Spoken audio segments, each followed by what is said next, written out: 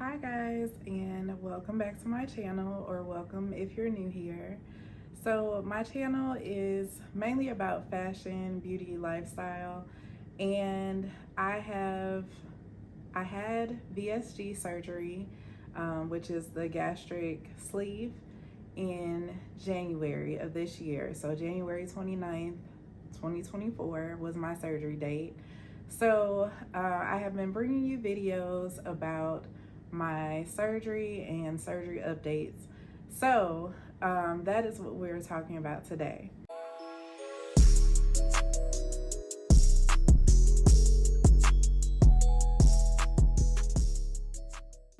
So mainly, I just want to bring you a quick update for my 5 months because it was a couple days ago. I want to start off by saying it's been 5 months since my surgery and everything is going pretty good. I'm blessed and thankful to say. So I have lost quite a lot of weight and I am ecstatic about that. Is bariatric surgery the easy way out? Absolutely not. Hell no. Okay? Hell no. Now, I think that people get confused about weight loss surgery, thinking, oh, you just go in, you have this surgery, and then boom, you skinny. No, it's not like that at all. You have to put in the work. If you're not exercising, even if it's not, okay, going to the gym, doing workouts, you have to keep your body moving in order to see results. You have to eat right to see results. Now, I will say this. You can see some type of results even if you're not eating right or you're not exercising, but barely. In the beginning, you're not eating at all, which is very hard, first of all, because even prior to surgery, you have either a week or two, depending on your surgeon, of strictly liquids, a liquid diet. That is hard as heck because this is before even having surgery, before your stomach is cut in half, or if you're having a full bypass completely removed. But you have full stomach, you have a full appetite, all of that, and to not eat anything at all and be on liquids, for me it was 2 weeks. So boy, I was starving. I was starving. I was angry.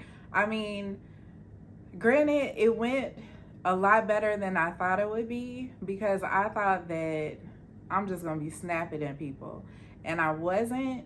But I had no energy. Like, it would be like as soon as I get off of work, I'm going to bed because I couldn't deal. I couldn't deal with life. Okay, because you're not eating anything. Only thing that you're consuming is, like I said, liquids, water, protein shakes, broth, Jello, pudding. Did I have pudding? I think so. But basically liquids, which is not filling you up that much. So yeah, it's a lot. And then even when you're at the point where I am, where you can eat pretty much everything, you still can't eat pretty much everything. Your stomach has changed drastically. So you have a smaller stomach, it is more sensitive to things. And I'll tell you this, my last appointment, which was, oh goodness, I have to look at my notes, but I believe that was my 2-month appointment that I went to the doctor. And when I went in, I noticed a stall. I wasn't losing weight, and it must have been past 2 months because I was at the point where I was able to eat like almost anything at that point. So, like I said, I have to go back, or you can go back in my videos and see. But I went in for my doctor's appointment. I hit a stall. I wasn't losing anything. Why was I not losing anything? Because I was not exercising. Also, I wasn't watching what I was eating. So you have to, prior to surgery, if you're at the point where you're thinking about it, or you've already gone to a bariatric surgeon and you're learning about the surgery, there's a lot of information that will tell you, you can't have carbs like ever. You can't have sugar like ever. Yes, you can. But you have to minimize that a lot, or you are not going to see the results. I was eating too much carbs and I wasn't counting calories. So probably consuming too many calories as well. And that's why I had hit that stall, because I wasn't doing what I was supposed to be doing. So going back to my original statement, weight loss surgery is not the easy way out at all. You still have to put in the work, just as if you did not have surgery and you're trying to lose weight. The only benefit, or I wouldn't say the only benefit, the benefit is that it's a tool. Prior to having this surgery, I have tried to shed this weight for so long. I have tried to get this weight off, and it just was not coming. Because doing diets, especially fat diets, you might lose some, but then you revert back to the same way that you were eating before, and the weight just comes back. Or you can go through emotional things, as I did. The loss of my mother was a big one. I had a divorce. So things like that can trigger overeating or emotional eating. And then it's like, not only do you regain weight, you gain a lot more. So it's definitely a tool, but it's not the end all be all, you good. No, you have to put in the work. Another myth is, I can't drink through a straw ever again. I've been drinking through a straw since, I think, 2 weeks after surgery. Okay. And I think it all depends on you. It depends on your body, what you can take, what you can't take. Now, I will say that I've been told, not by my surgeon, but by other people, that, they're like, no, you shouldn't be drinking through a straw. You're putting extra air into your stomach is going to expand, blah, blah, blah, blah, blah. Okay, well, I'm not the only one. If you look at TikTok, you look at other YouTube videos, there are a lot of other people that still drink through a straw. Now, for me, it was the best way for me to get my liquids in. I struggled with that as far as getting enough liquid, but once I started using like the, travel cup, the Stanley cup, and having the straw, I would get my liquids in. So for me, it was a personal thing for me to make sure that I got enough liquids. To each his own. But I would say it's a myth that you just can't use a straw ever again. Another myth that I can think of is, can I ever have sugars again? Like I said before, myth, okay? Yes, you can have sugars again. Yes, you can have carbs. Like I said, you just have to watch yourself. You can't sit up there and eat donuts all day, or eat cake and eat, things like that. And for me, I'm trying to think. I don't think that I've had cake since I had surgery, just because for me, if I have too much sugar, my stomach starts to hurt. So like I said, it's a individual thing for you. I've had cookies, I've had other sweets, but I try to stay away from it as much as possible because I don't want a stomach ache. So instead, I try to substitute for like the Quest snacks, the Quest cookies, something that is good and I know is better for me.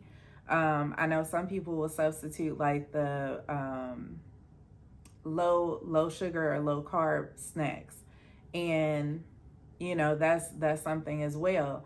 And I say, don't limit yourself or put yourself in this box like I can't have, because it's just like a fad diet. If you are telling yourself, no, no, no, no, no, I can't have anything that I like before, you're telling yourself this, then it makes you want it more. And then you are going to overindulge. So if I want a sweet, I have a sweet, but I don't overdo it. If I have a cookie one day, I'm not going to keep eating cookies, or I'm not going to go back the next day and say, oh, I had cookies yesterday, let me have some more cookies. No, I try to, if I had a cookie, I tell myself, that did it, that craved, that took care of my sweet tooth.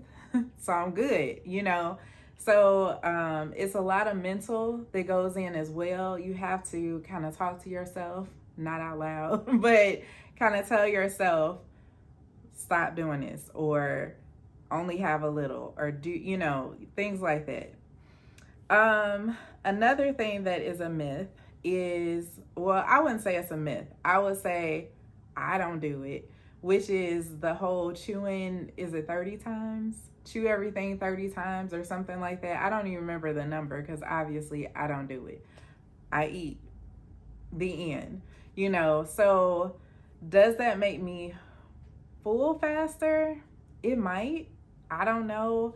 But I'm kind of happy with that. Like, at least that way I know I'm not, overindulging because I'm full, Does it make me have dumping syndrome? Yes and no, okay? That's another thing. You kind of have to learn your body. So I know in the beginning when I first started eating solid foods, and I had I wouldn't say many, but I had a few episodes of dumping because I was either eating too fast or I ate too much, and but also I've had dumping from drinking too much water before. Like it was embarrassing. Like, drank too much water and that's all that came up was water. So I will say this is again an individual type thing. If you feel more comfortable following that as far as chewing your food, 30 times or whatever, then do it. Do what works for you. Do what you feel comfortable with. I personally don't do it only because I don't like eating cold food. Like I want to eat my food and it be done. I don't like sitting there and taking forever to eat a meal. But in that same, instance, I know that I have to make sure that I put smaller portions on my plate so that I don't overeat or, get dumping. Another myth is, well, I wouldn't say a myth. I would say these are a few things that I don't do that I know that were in the beginning. I thought I was going to have to do this the whole time. Counting calories. Yes, I was told by my doctor, count your calories so that, to get out of that stall. I started off doing it. I've never been good at counting calories. Like, to me, it's like doing homework, like, just to eat. And it takes everything out of eating for me. So I don't do it. But I do try to watch what I eat. I try not to eat a lot of carbs. I try to, make sure that I'm eating my protein first when I eat a meal. I try to make sure that I'm eating a lot of protein and vegetables so that I'm not, eating too many calories. But I don't count my calories. I just don't do it. Another thing is weighing your food. My daughter bought me a scale and I used it a few times in the beginning, but again, it goes back to learning your body. So now I kind of know how much is too much, just out of habit, so I don't have to weigh my food. I'm very happy that she got me that scale, but I have it in the kitchen just in case. But for the most part, because I've kind of started learning my body and learning what is too much, I don't have to weigh it. It's just, I know not to put big portions of things on my plate because I don't want to overdo it. So I make sure, if I'm getting, let's say pasta, okay? Pasta is one of those things for me that fill me up very fast. And I think it's just because it's a lot of carbs. But it's a heavy carb too. So if I'm getting pasta, I get like a toddler size amount on my plate because I know that if I get like a big helping, 2 spoonsful, like two big serving size spoonfuls on my plate, that I might eat too much. So that's what I'm saying. I don't weigh it, but I've learned what's too much. This is kind of a short video because I didn't really have a lot that changed from last month to this month. I would say the only thing is, like I said, I'm starting to learn my body. I'm starting to learn, a lot of things about myself, and I'm very happy to say that, in the beginning it was like so much information that I felt like, how am I gonna remember this? Am I gonna be able to do all this like as a lifelong thing? And I'm happy to say that some of these things that I learned, like can I not have carbs for the rest of my life? It's a myth. So no, that is not something you have to cut out of your life altogether. You just have to be conscious of it. So I am very happy that things are going well, and that there are going to be some hiccups along the way, just because you're learning different foods that your stomach can still tolerate. You're learning, different things about yourself. So I would say that I had jalapenos on my taco. Was that last week? Yeah, last week. It tore my stomach up. Like for 2 days, my stomach was in pain, like a lot of pain. So things like that, like I never would have thought. And I know that, watching other TikTokers and YouTubers, some people will be like, oh, I can tolerate spicy food. The spicier, the better. I don't care. And then there are other people that are like, nah, I can't do spicy food at all anymore. So it's an individual thing, and it's definitely something that you have to learn along the way. So before I let you go, I did want to do my weigh-in with you. So let's check out how much I've lost.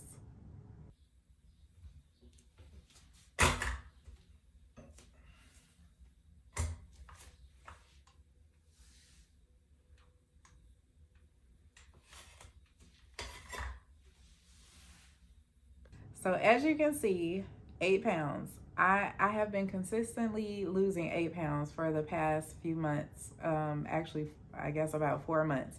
So 8 pounds it is again. I am absolutely ecstatic to say that I finally hit Wonderland. Yes, it's only a pound under 200, but I don't care. I'm going to celebrate this victory, okay? So I am happy to say I'm at 199. My highest weight was 271, and that's a lot of weight, okay? So I'm very, very happy about that. But if you have any questions for me, definitely hit me up in the comments below. If I can think of anything else, I'll let you know. Oh, there is one other thing. So I don't know if any other people have had this issue, but I have been having problems using the bathroom. I think it's because of the iron that you take every day, but I stopped taking stool softeners quite a while ago. I just ordered some more because it's been a struggle. I went to being a very regular person to, not going for real at all and having to take like a laxative just to relieve myself, okay?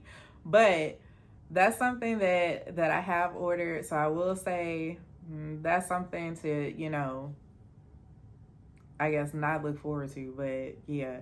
But yes, so I will link those as well because I ordered them off Amazon again. So I'll link that below if you want to check that out. But yeah, if there's any questions, let me know. I thank you for tuning in, and I will see you at 6 months for sure, and hopefully before that. So thank you again. Talk to you later. Bye.